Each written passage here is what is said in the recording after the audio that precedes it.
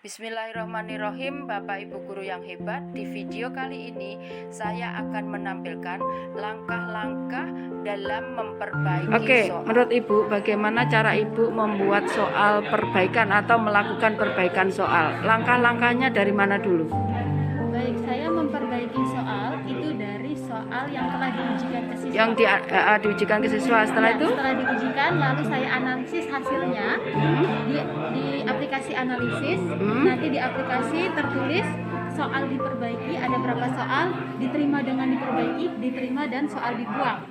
Ketika soal diperbaiki, berarti kita harus memperbaiki soal yang awal dan mengganti soal yang baru, atau dari mana kesalahan soal tersebut.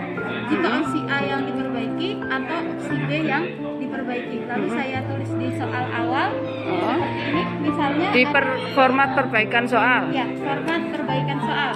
Contohnya? Misalnya ada soal nomor 1 itu diterima dengan perbaikan, tapi dia indeks perbaikan daya pembedanya itu kurang untuk opsi A. Jadi saya perbaiki, misalnya di kondisi kesehatan, saya ganti dengan kualitas kesehatan. Contohnya soalnya ada kalimat kondisi kesehatan, misalnya, kemudian perbaikannya dirubah menjadi kualitas kesehatan. Daya pembedanya itu berbeda, lebih tinggi. Jadi itu soal itu kategori mudah atau sulit? Dikategorikan masih, karena ini menganalisis, dia masuk C3. Oh ya, C3 ya.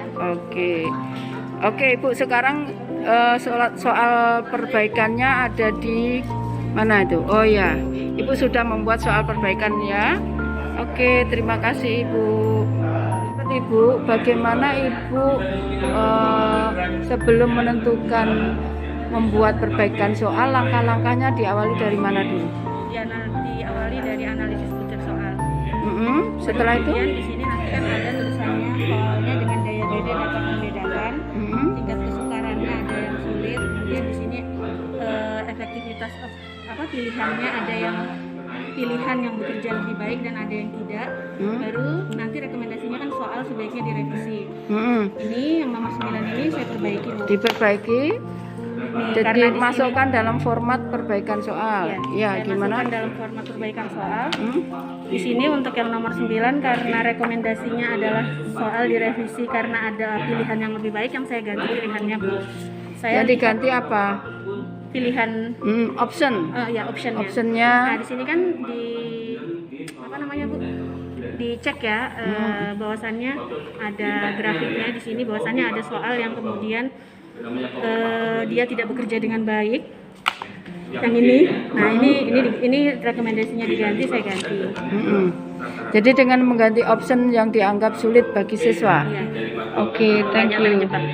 Kemudian karena yang di sini 6, 7, 8 ini rekomendasinya ditolak karena daya bedanya tidak dapat membedakan, tingkat kesukarannya dianggap mudah, sedangkan pilihannya dianggap baik. Jadi soalnya, tapi di sini kan rekomendasinya ditolak ya. Jadi akhirnya saya ganti, Bu. Soal 6, 7, 8 ini ditolak, diganti, saya ganti dengan soal lain yang kemudian nanti ini akan diujikan untuk dianalisis lagi, Bu. Oke, terima kasih, Bu. Oke, menurut Ibu siapa namanya? Ibu Dwi. Perbaikan soal itu langkah-langkahnya dimulai dari mana, Bu? Kalau untuk perbaikan soal saya itu ada siswa yang nggak bisa menjawab, atau kebanyakan siswa yang tidak bisa menjawab 2 nomor atau 2 soal. Makanya yang cuma 2 soal yang aku analisis. Makanya ada sebelum perbaikan, ada soal sebelum perbaikan, ada soal setelah perbaikan. Jadi cuma 2 soal yang saya analisis.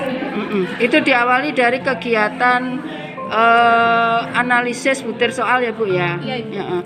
Berapa soal? Ada 15 nomor itu dalam bentuk kuis.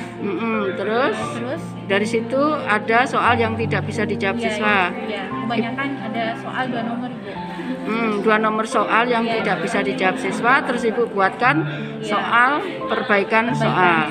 Oke, terima kasih, Bu.